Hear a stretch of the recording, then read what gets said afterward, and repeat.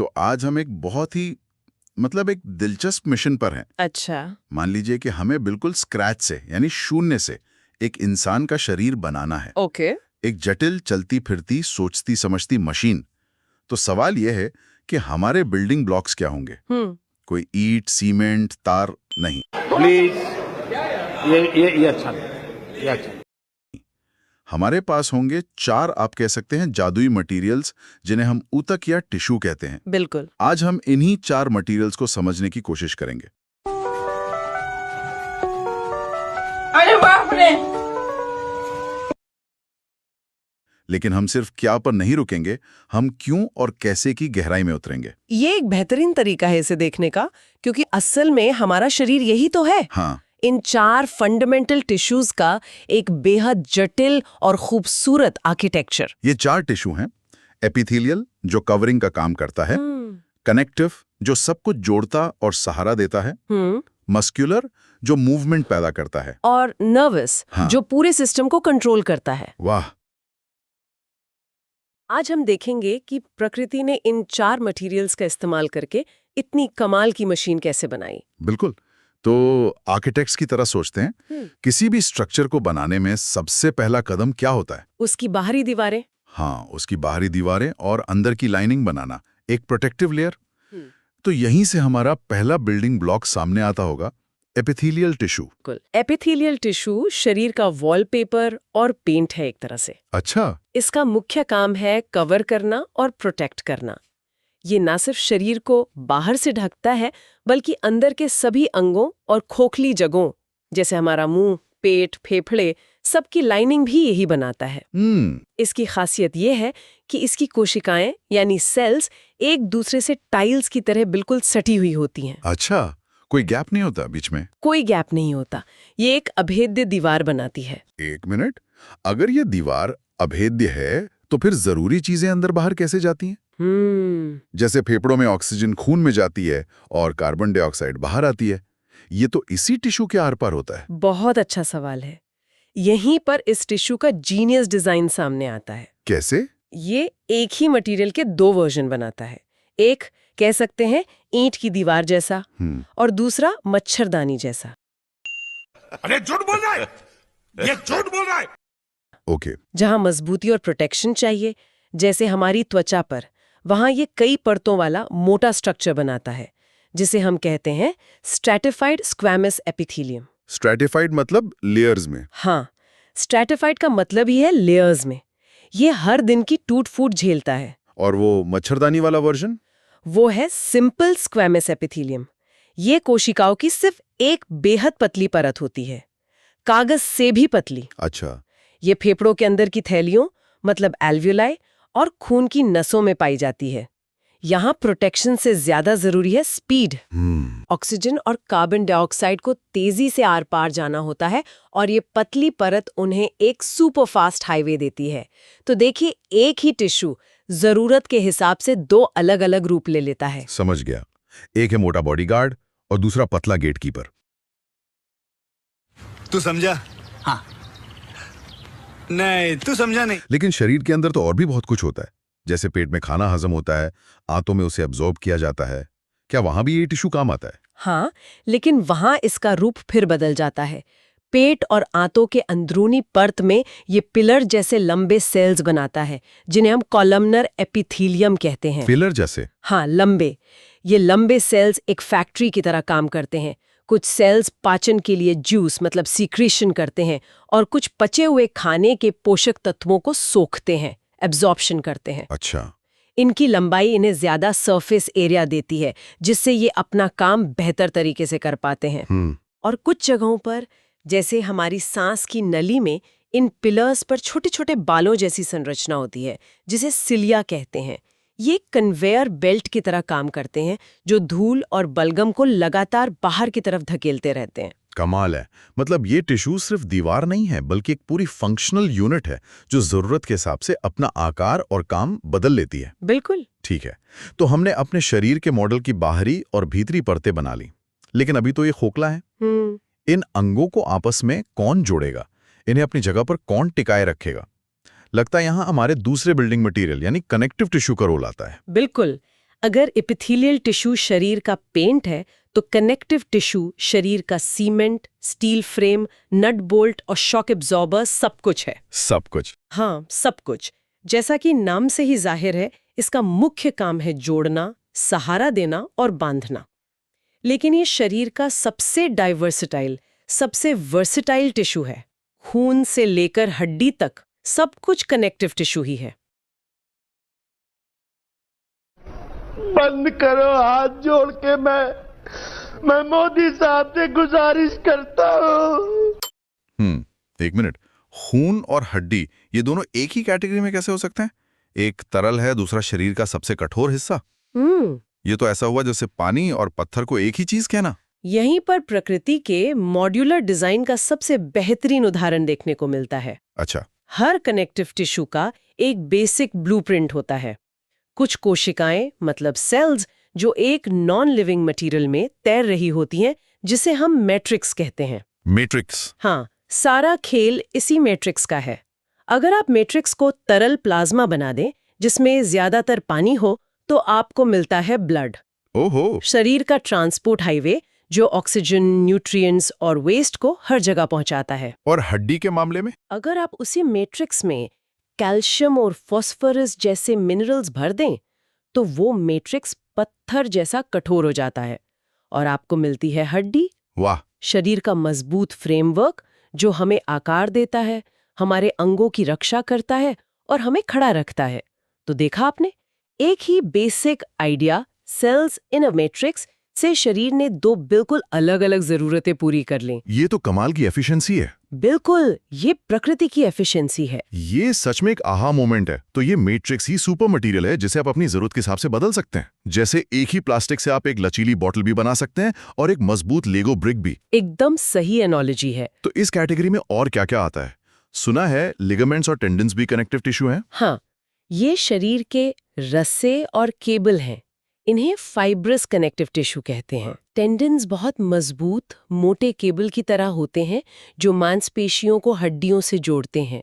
जब आपकी मांसपेशी सिकुड़ती है तो टेंडन उस ताकत को हड्डी तक खींचता है और आपका हाथ या पैर हिलता है। अच्छा, जैसे एथलीट्स की अक्लीज टेंडन इंजरी होती है। बिल्कुल, उसमें यही केबल टूट जाता है। दूसरी तरफ लिगामेंट्स इलास्टिक रस्सियों की तरह होते हैं जो एक हड्डी को दूसरी हड्डी से जोड़ते हैं, जैसे हमारे घुटनों और कंधों के जोड़ों में। ये मजबूती के साथ साथ लचीलापन भी देते हैं। और कार्टिलेज जो हमारी नाक और कान में होता है? कार्टिलेज एक तरह का रबड़ जैसा शॉक अब्जॉर्बर है। Shock absorber? हाँ, ये हड्डी जितना कठोर नहीं है लेकिन काफी मजबूत और लचीला है। ये हमारे जोड़ों में हड्डियों के सिरों पर एक चिकनी गद्दी की तरह लगा होता है ताकि हड्डियां एक दूसरे से सीधे न टकराएं और घिसे नहीं। तो क्या कनेक्टिव टिश्यू सिर्फ ढांचा और जोड़ने का ही काम करता है या ये शरीर की फिलिंग और पैडिंग भी करता है, जैसे एक सोफे के अंदर फोम होता है? बिल्कुल सही एनालॉजी है। हमारे पास दो और खास कनेक्टिव टिश्यू हैं। एक है एरियोलर टिश्यू जो सच में शरीर का पैकिंग मटेरियल है। Packing material? हाँ, ये त्वचा और मांसपेशियों के बीच, अंगों के आसपास की खाली जगहों को भरता है ताकि सब कुछ अपनी जगह पर रहे। और दूसरा है एडिपोज टिश्यू यानी फैट। फैट? ये शरीर का एनर्जी स्टोरेज टैंक और थर्मल इंसुलेशन है। ये त्वचा के नीचे एक परत बनाता है जो हमें गर्म रखती है। तो आप देख सकते हैं कि कनेक्टिव टिश्यू कितने अलग अलग काम करता है। बहुत खूब। तो अब हमारे शरीर के मॉडल में बाहरी कवरिंग है, अंदर की लाइनिंग है, एक मजबूत फ्रेमवर्क है और सब कुछ आपस में जुड़ा हुआ है।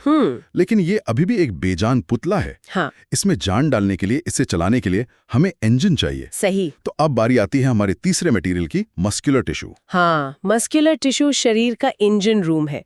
शरीर में होने वाली हर छोटी बड़ी हरकत, पलक झपकाने से लेकर दौड़ने तक इसी टिश्यू की वजह से होती है। अच्छा। इसकी कोशिकाओं को मसल फाइबर कहते हैं और इनकी एक ही सुपर पावर है, ये सिकुड़ सकती हैं।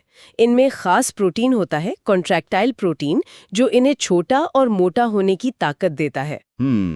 जब हजारों मसल फाइबर एक साथ सिकुड़ते हैं तो पूरी मांसपेशी में गति पैदा होती है। अच्छा, मैंने जो पढ़ा उसमें यह था कि ये 3 तरह के होते हैं, वॉलंटरी, इनवॉलंटरी और कार्डियक। वॉलंटरी और इनवॉलंटरी तो नाम से ही साफ है, हाँ, एक हमारी मर्जी से चलता है, दूसरा अपने आप। हाँ, जैसे हाथ पैर की मांसपेशियां वॉलंटरी हैं और पेट की इनवॉलंटरी। लेकिन मेरा सवाल कार्डियक मसल्स को लेकर है, जो सिर्फ दिल में होती हैं। पूछिए। कार्डियक मसल्स होती तो इनवॉलंटरी हैं, हम अपने दिल की धड़कन को कंट्रोल नहीं कर सकते, लेकिन उनकी बनावट वॉलंटरी मसल्स की तरह धारीदार यानी स्ट्रेटेड होती है। ऐसा क्यों? क्या इन धारियों का कोई खास मतलब है जो दोनों में कॉमन है, जबकि उनका कंट्रोल सिस्टम बिल्कुल अलग है? एक शानदार और बहुत गहरा सवाल है। उन धारियों, जिन्हें स्ट्राइएशंस कहते हैं, का सीधा संबंध ताकत और स्पीड से है। ताकत और स्पीड से? हाँ, ये धारियां असल में कॉन्ट्रैक्टाइल प्रोटीन्स का एक बहुत ही मुनज़्ज़म, बहुत एफिशिएंट अरेंजमेंट है। ये अरेंजमेंट मांसपेशियों को बहुत तेजी से और बहुत जोर से सिकुड़ने की ताकत देता है। अच्छा। हमारे हाथ पैर की स्केलेटल मसल्स को भारी वजन उठाने या तेज दौड़ने के लिए इसी ताकत की जरूरत होती है। और दिल को भी? दिल को भी। दिल को पूरे शरीर में खून पंप करने के लिए लगातार हर सेकंड जोर से धड़कना पड़ता है। सही बात है। उसे भी उसी रॉ पावर और एफिशिएंसी की जरूरत है, इसलिए प्रकृति ने उसे भी वही धारीदार स्ट्रेटेड डिजाइन दिया है। दूसरी तरफ जो स्मूथ मसल्स हैं, जैसे हमारी आंतों में, उन्हें ताकतवर और तेज संकुचन की जरूरत नहीं है। उन्हें धीरे धीरे लय में लंबे समय तक काम करना होता है, इसलिए उनका डिजाइन अलग और बिना धारियों वाला होता है। तो धारियों का मतलब है हाई परफॉर्मेंस इंजन? बिल्कुल, आप ऐसा कह सकते हैं। वाह, ये कनेक्शन तो अद्भुत है। ठीक है, तो अब हमारी मशीन में कवरिंग है, फ्रेमवर्क है और इंजन भी लग गए हैं। लेकिन इन इंजनों को स्टार्ट कौन करेगा? हाथ को कैसे पता चलेगा कि उसे कब उठना है? सही सवाल है। हमें एक कमांड सेंटर और पूरे शरीर में फैली हुई वायरिंग की जरूरत है। और यहीं पर हमारा चौथा और आखिरी मटेरियल आता है, नर्वस टिश्यू। बिल्कुल, नर्वस टिश्यू शरीर का सेंट्रल कंप्यूटर और कम्युनिकेशन नेटवर्क है। Central computer? हाँ, ये हमारे मस्तिष्क, रीढ़ की हड्डी और पूरे शरीर में फैली अरबों नसों से बना है। इसकी मुख्य कोशिका है न्यूरॉन, जो किसी भी इलेक्ट्रॉनिक तार से कहीं ज्यादा जटिल और शक्तिशाली है। इसके एक सिरे पर सिग्नल रिसीव करने के लिए डेंड्राइट होते हैं और दूसरे सिरे पर सिग्नल भेजने के लिए एक लंबा तार जैसा एक्सॉन होता है। तो ये असल में शरीर के बायोलॉजिकल बिजली के तार हैं। एक तरह से हाँ, ये बहुत तेजी से इलेक्ट्रोकेमिकल सिग्नल भेजते हैं, जिन्हें हम नर्व इम्पल्स कहते हैं। कितनी तेजी से? इतनी तेज कि आपके पैर के अंगूठे में लगी चोट का सिग्नल 1 सेकंड से भी कम समय में आपके दिमाग तक पहुंच जाता है। कमाल है। यही टिश्यू हमें सोचने, महसूस करने, सीखने, याद रखने और अपने आसपास की दुनिया पर प्रतिक्रिया करने की क्षमता देता है। तो इसका मतलब है कि मांसपेशियों का हिलना भी इसी पर निर्भर करता है? इंजन अपने आप स्टार्ट नहीं हो सकता? आपने बिल्कुल सही नब्ज पकड़ी है। कोई भी मांसपेशी तब तक नहीं सिकुड़ती जब तक उसे नर्वस टिश्यू से सिग्नल ना मिले। अच्छा।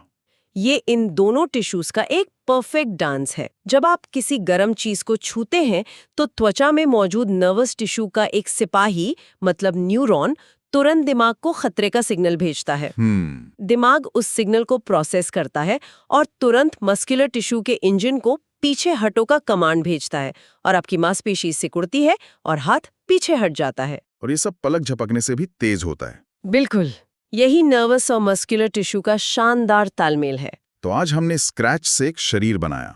हमने देखा कि कैसे सिर्फ 4 तरह के ऊतक, एपिथेलियल हमारा कवच और लाइनिंग, कनेक्टिव हमारा फ्रेमवर्क और ग्लू, मस्कुलर हमारा इंजन और नर्वस हमारा कंप्यूटर, ये सब अलग अलग काम करते हुए भी एक साथ मिलकर इस जटिल मशीन को चलाते हैं। ये सिर्फ बायोलॉजी नहीं है, ये तो एक तरह की इंजीनियरिंग है। बिल्कुल। और जाते जाते एक विचार के साथ छोड़ती हूँ। बताइए। ये सोचना कितना हैरान करने वाला है कि ये चारों टिश्यू जो दिखने और काम करने में इतने अलग हैं, एक तरल खून, एक कठोर हड्डी, एक सिकुड़ने वाली मांसपेशी और एक सिग्नल भेजने वाला न्यूरॉन, ये सब के सब एक ही कोशिका यानी एक फर्टिलाइज्ड अंडे से बने हैं। सही बात है। कोशिकाओं का ये स्पेशलाइजेशन, जहाँ कुछ ने त्वचा बनना चुना, कुछ ने दिल और कुछ ने दिमाग, ये हमारे शरीर को इतना अद्भुत और कुशल कैसे बनाता है। और ये भी सोचिए कि अगर इस जटिल ऑर्केस्ट्रा में, जहां हर टिश्यू अपना पार्ट परफेक्टली प्ले कर रहा है, अगर एक भी तार गलत बज जाए तो उसका असर पूरे सिस्टम पर क्या हो सकता है। ये हमें जीवन की जटिलता और उसकी नाजुक सुंदरता दोनों का एहसास कराता है।